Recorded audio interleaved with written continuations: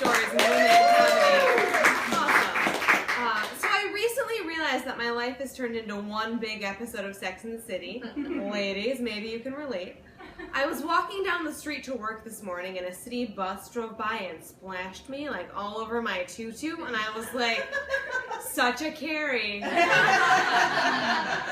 I just say that is the first time I've ever told that joke while wearing a tutu, and it feels amazing.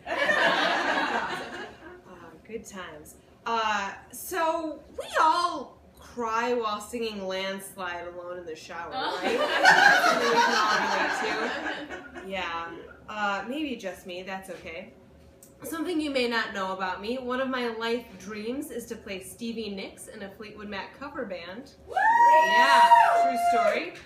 Still looking for a Lindsey Buckingham, though, and a Mick Fleetwood, and a Christine McVeigh, and a John McVeigh. So if you want to play one of those roles or know someone who does, DM me after the show. Speaking of Fleetwood Mac, somebody cue the intro to Don't Stop, parentheses, thinking about tomorrow, because a Clinton is running for president, baby. Yeah. Maggie mentioned it earlier. I'm not bummed. It's her time. HRC, baby. Couldn't be more excited. And I have a few ideas for a new campaign song. I texted my libertarian friend Sean this morning. Like, Hillary's running, baby, it's on. I know she hasn't picked a campaign song yet, but I have the perfect one in mind. Landslide. Oh. Sticking with the Fleetwood Mac theme. And I thought that was pretty clever until my friend came back with, just as long as she doesn't choose secondhand news. Otherwise, Hillary, you can go your own way. I know.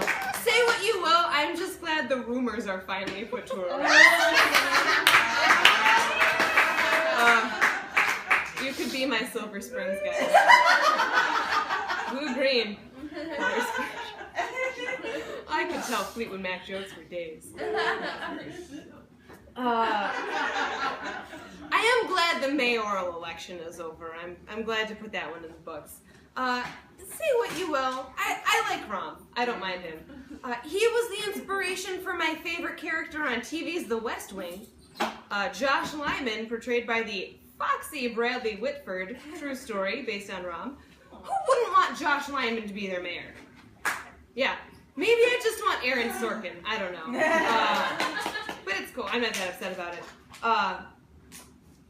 I think that Obama is going to announce that the Obama Library is coming to Chicago now that his friend's back in office, which is sketchy, I will admit.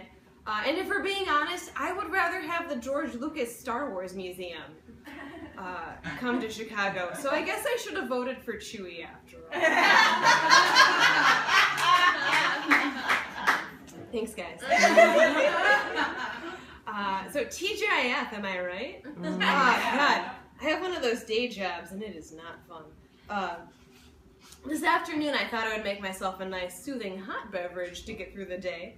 A nice cup of tea. You know how sometimes tea bags will have those like cutesy little sayings on them, like dance like no one is watching, or love like you've never been hurt before. My tea bag today said, and this is a direct quote, "All men die, but not all men really live." And that was attributed to William Wallace, aka Braveheart from the movie Braveheart, portrayed by the late, great Mel Gibson. That's right. He's not dead, but his career is.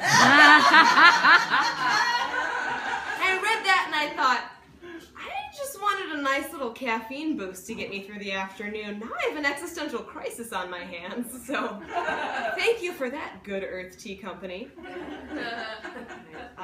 Do you guys like impressions? Yeah. Okay, I'm going to do a quick impression. This is my impression of Harry Potter. Harry Potter.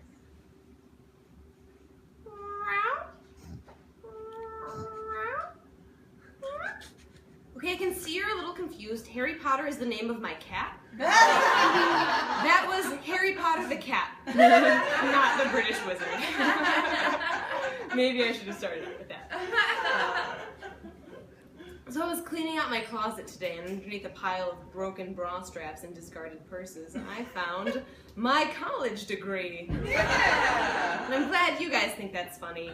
If you can't laugh at a women's studies degree, not a lot else you can. So thanks for helping me justify those student loan payments. They're expensive.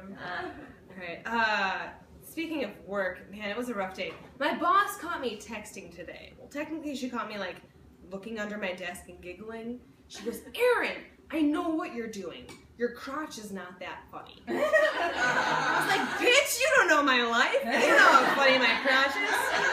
You could have something really clever shaved down there." The girl I was texting, she caught me. So to punish me, she put on my least favorite radio station. It's the worst radio station of all time. It's called Coffee House Covers. And it's going to be the soundtrack to my eventual suicide. Like, they take songs by artists that I know and cherish from childhood, like Paul McCartney, Peter Gabriel, Queen. Give them to whatever American Idol reject was kicked off The Voice last week to cover off-tempo on an acoustic guitar. That's a Coffee House cover. I heard the worst one today. It was an acoustic slow jam of Semi-Charmed Life by Third Eye Blind. You guys remember that rollicking tune about methamphetamines from the 90s? Here's the thing. When you slow that song down and acoustify it, it really takes the teeth out of it. Which is ironic when you think about it. Because that's what meth does. Alright guys, let's